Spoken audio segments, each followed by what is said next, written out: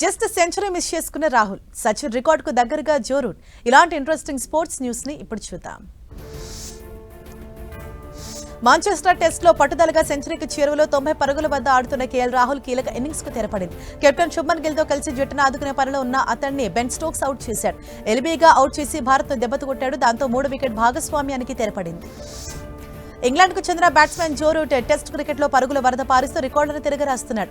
200 టెస్టులో 15,921 అత్యధిక పరుగులు చేసిన క్రికెటర్స్ లో సచిన్ తొలి స్థానంలో ఉండగా 13,409 పరుగులతో రెండో స్థానంలో జో రూట్ నిలిచాడు. సచిన్ రికార్డును బ్రేక్ చేసేందుకు మరో 2,512 పరుగుల దూరంలో ఉన్నారు. యూఏఈ వేదికగా ఆసియా క్రికెట్ కప్ జరగనుంది. సెప్టెంబర్ 9 నుంచి 28 వరకు ఈ టోర్నీ జరగనుంది.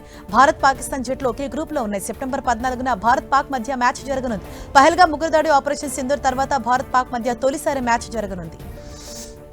ఫిడే మహిళల చెస్ ప్రపంచ కప్ ఫైనల్ ఆసక్తికరంగా సాగుతోంది. గ్రాండ్ మాస్టర్ కోనేరు హంపి, నాగ్పూర్ కు చెందిన దివ్యా దేశ్ముఖ్ మధ్య జరుగుతున్న ఫైనల్ ఫైట్ లో తొలి గేమ్ డ్రాగా ముగిసింది. ఇవాళ రెండో గేమ్ జరగనుంది. ఇది కూడా డ్రా అయితే రేపు టై బ్రేక్ ద్వారా విజేతను నిర్ణయిస్తారు. ప్రపంచ ఛాంపియన్షిప్ ఆఫ్ లెజెండ్స్ లీగ్ లో ఇండియా ఛాంపియన్స్ కు వరుసగా 2 ఓటమి ఎదురైంది. ఆస్ట్రేలియా ఇండియా ఛాంపియన్స్ మధ్య మ్యాచ్ జరిగింది. యువరాజ్ సింగ్ నేతృత్వంలోని జట్టు 20 ఓవర్లలో 4 వికెట్ల నష్టానికి 203 పరుగులు చేయగా ఆస్ట్రేలియా 6 వికెట్లను కోల్పోయి 19.5 ఓవర్లలోనే లక్ష్యాన్ని ఛేదించింది. జింబాబ్వే ఆతిథ్యం ఇచ్చిన ముక్కోడపు టీ20 సిరీస్ లో న్యూజిలాండ్ జట్టు 3 పరుగుల తేడాతో గెలిచి ట్రోఫీని సొంతం చేసుకుంది. హరారే స్పోర్ట్స్ క్లబ్ వేదికగా ఫైనల్లో తొలుత బ్యాటింగ్ చేసిన న్యూజిలాండ్ నిర్ణీత ఓవర్లలో 5 వికెట్లు కోల్పోయి 180 పరుగులు చేయగా ఛేదనలో దక్షిణాఫ్రికా 20 ఓవర్లకు 6 వికెట్లను కోల్పోయి 177 పరుగులు చేసింది.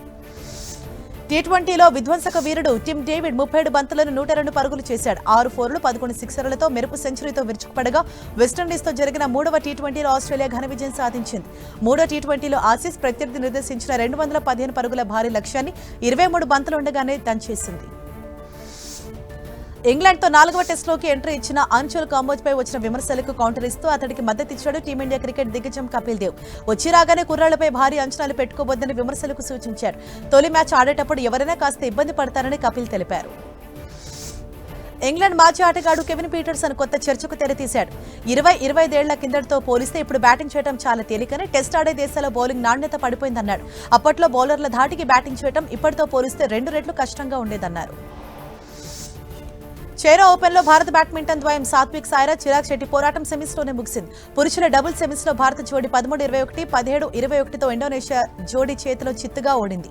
42 నిమిషాల్లోనే ముగిసిన ఈ పోరులో సాత్విక్ జోడీ ఓటమితోనే టోర్నీని ముగించింది.